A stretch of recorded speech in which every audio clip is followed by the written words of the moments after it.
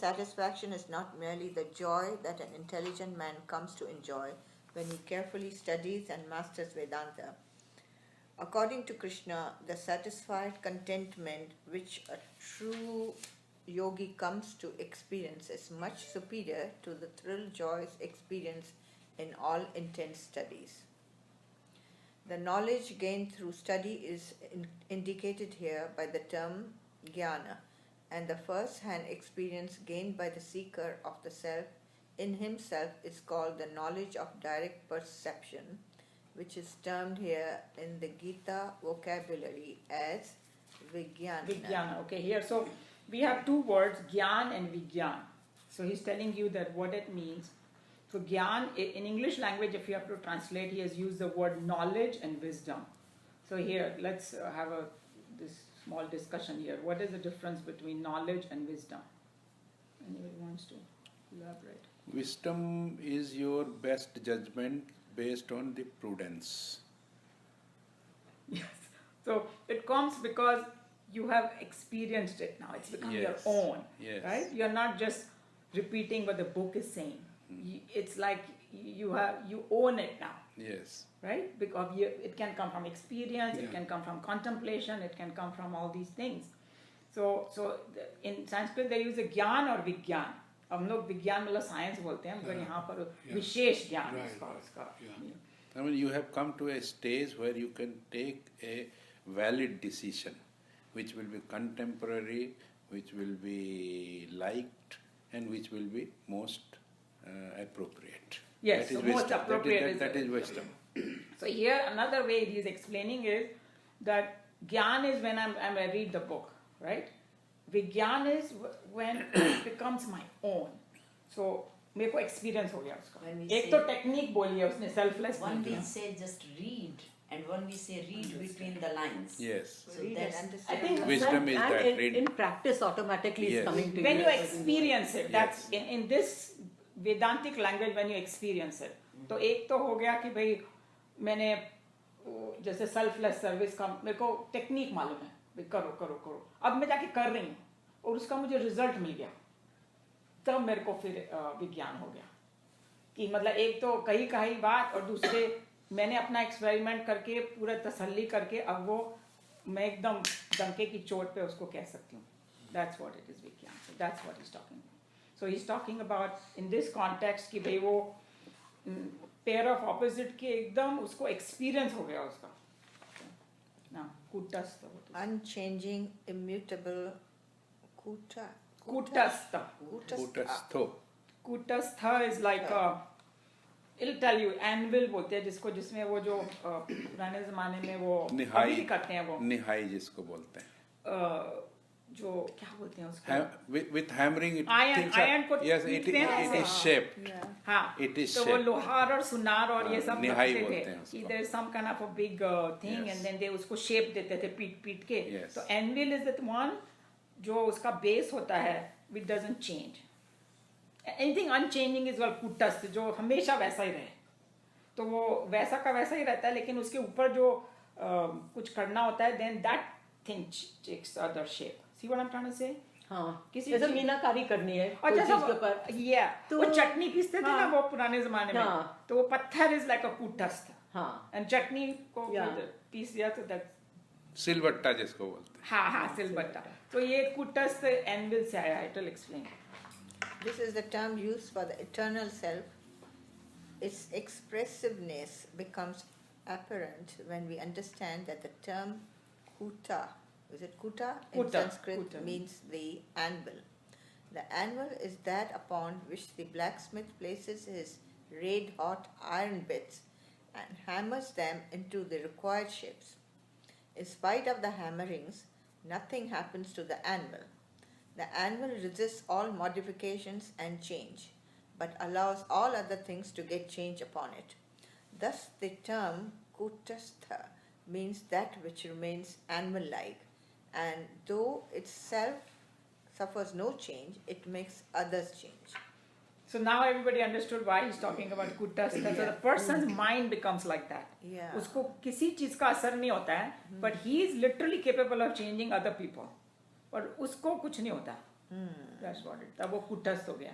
He is a saint and has the full-blown fragrance of perfection, who has sought and discovered a perfect contentment which arises out of this subjective experience of what the Shastra says and has come in contact with the self that changes not. And such a saint becomes tranquil and a master of equal vision in all conditions of life.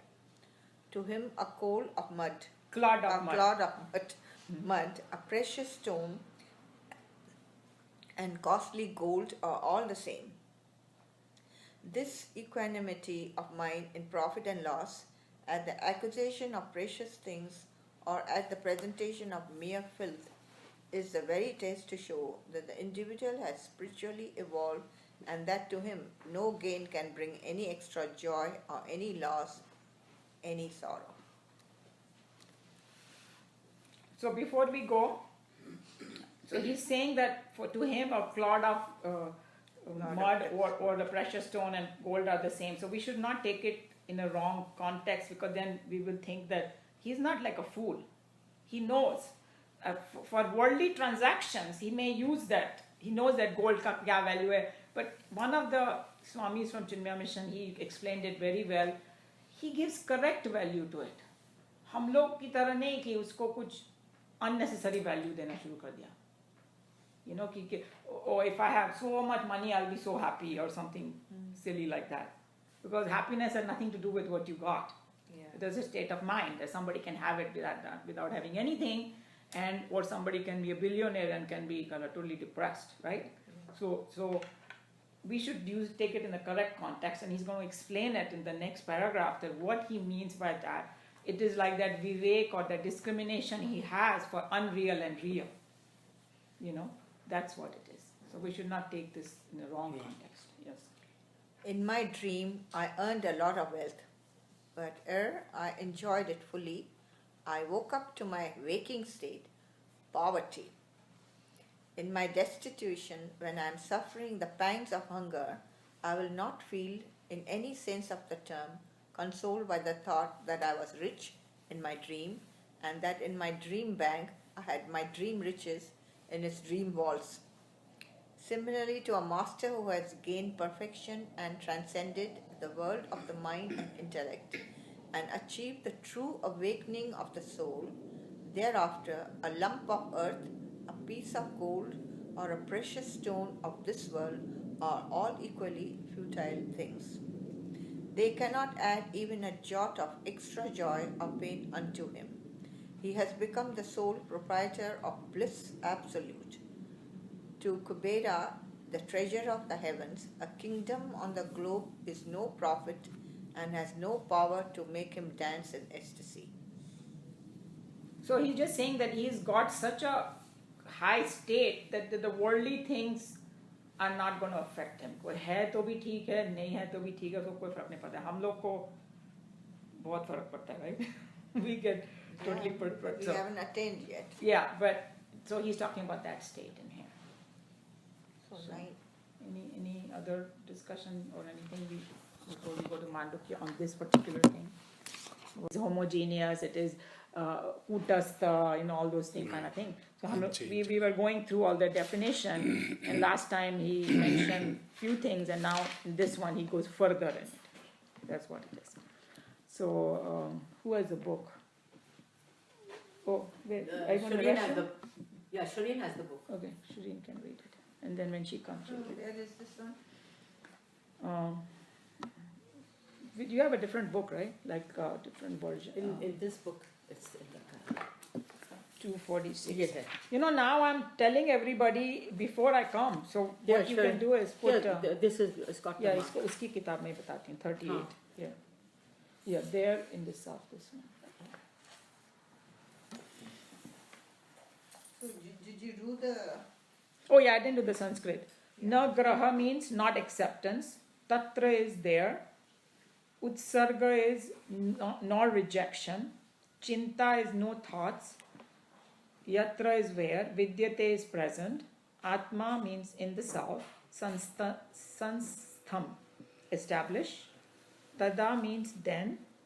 Jnanam is knowledge. Ajati means immutability or birthlessness. Samtam means homogeneous, uniform. Gatam is becomes or reaches. You did the Sanskrit, you said it? Yeah, he said it. I didn't hear it. Anyway. There in the self, which is the final fulfillment of actions of the mind, there is neither any perception nor any self-projection into ideas.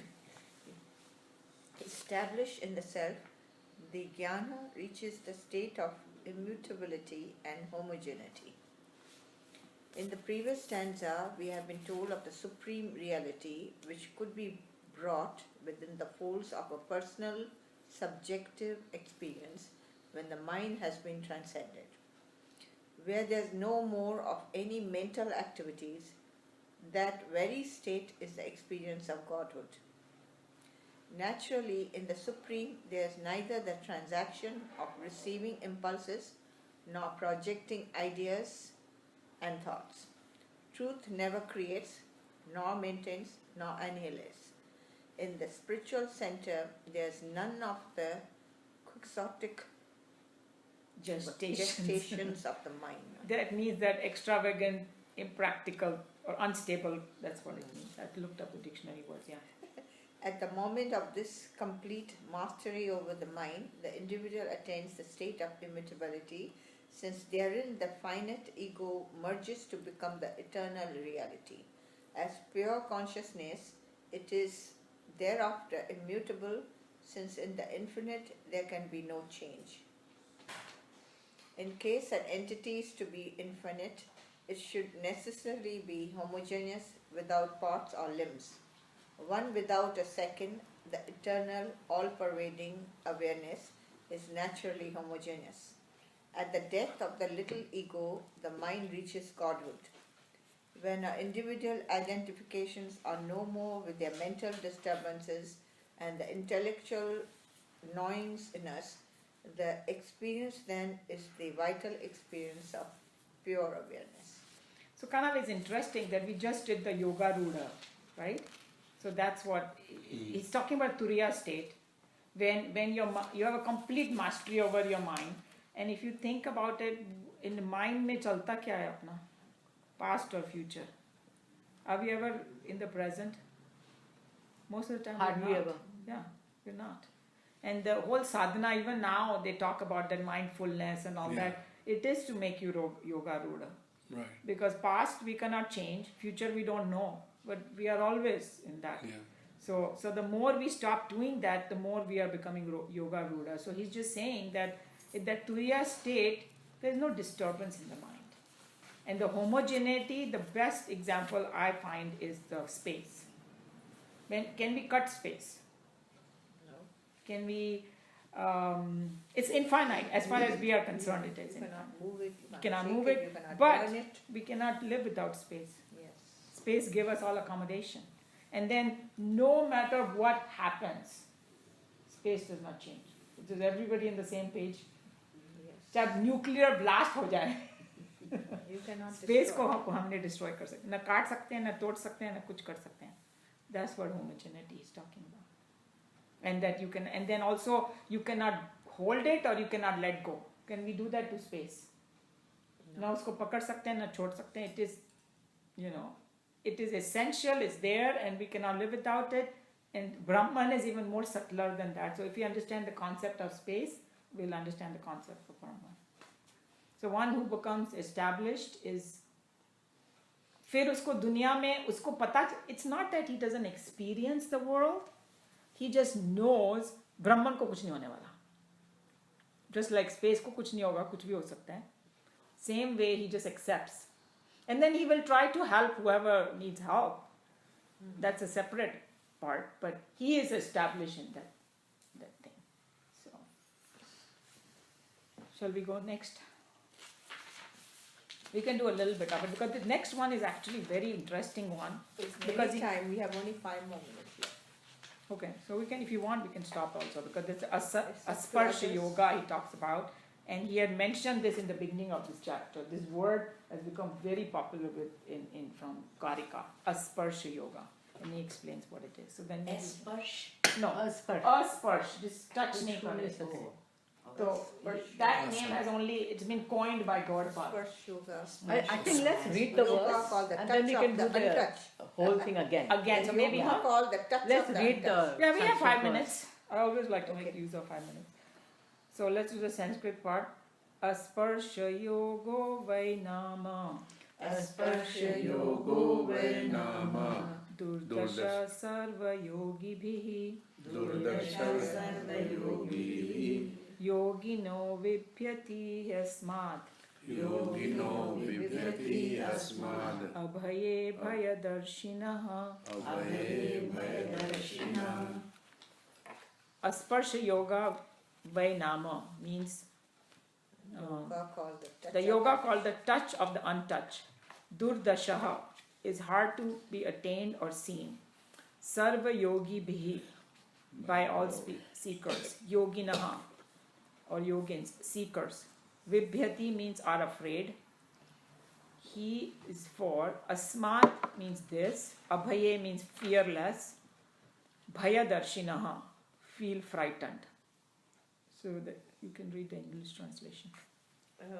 This yoga, called the touch of the untouched, is hard to be attained by all seekers. Yogins are afraid of this path, for they feel frightened in that, where alone one can experience the true state of fearlessness. So here he's basically talking about this Mandukya, and Gaudapada was like a absolutely hardcore Advaiti, means oneness. That was a Tattvamasi, you are God. That's what he believes in.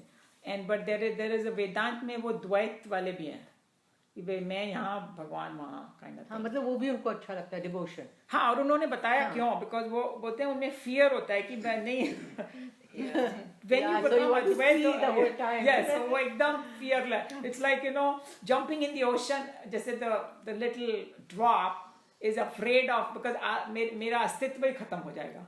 But then it becomes the sagar. When it goes into the, that's what he's talking about. But asparsha is the reason he said asparsha yoga mein it is like a contradiction, because yoga means to join and asparsha means separate. So he's talking about this concept. Maybe I'll just talk about the concept the next time we can read it. स्पर्श will mean कि जो उसको छू ना सके. That's one. स्पर्श नहीं कर The सकते. touch of the untouched. Yes, so what he's The talking, touch of he that. explained it. There are two ways we can explain. One is कि मेरे को दुनिया टच नहीं कर रही है, that अस्पर्श योगा हो गया, right?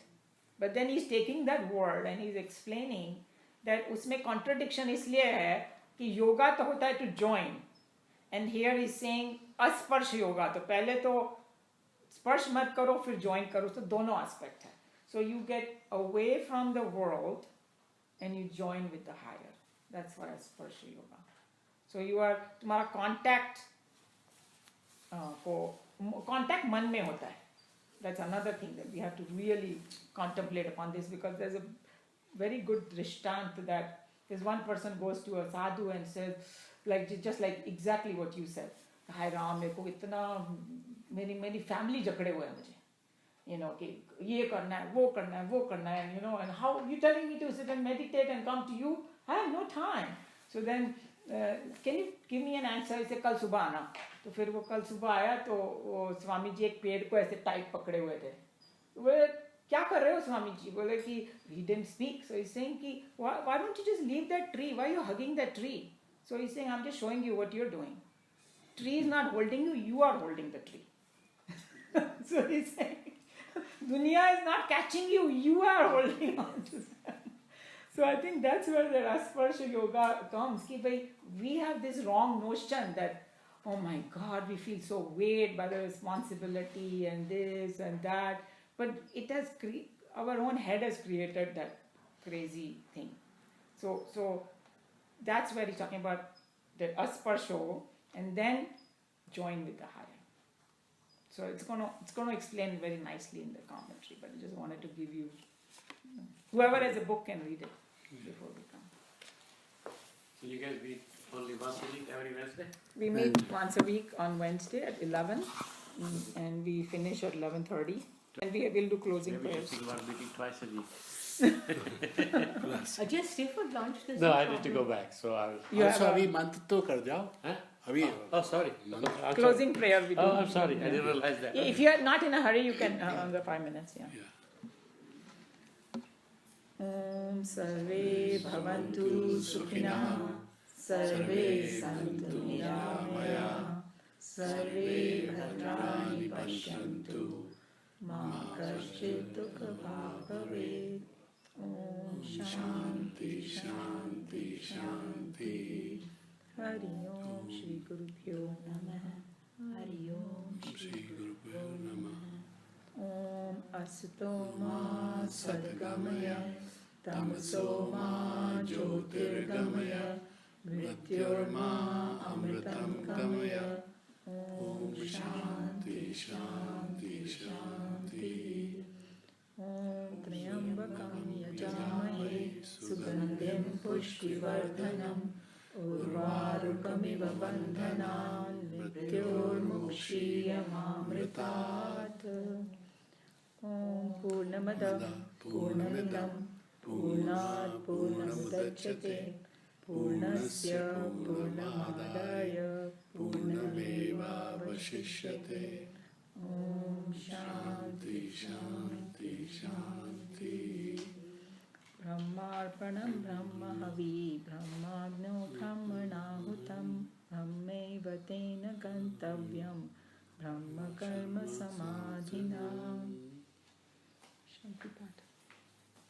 Om Dyav Shanti Antariksham Shanti Prithvi Shanti Rapa Shanti Roshadhayah Shanti Vanaspatayah Shantir Vishve Deva Shantir Brahma Shanti Sarvam Shanti Shanti Reva Shanti Sama Shanti Redhi. Om Shanti Shanti Shanti. Guru say Om 5 times with silence in between. Take a nice deep breath and from just 1 inch below the navel, start the Om.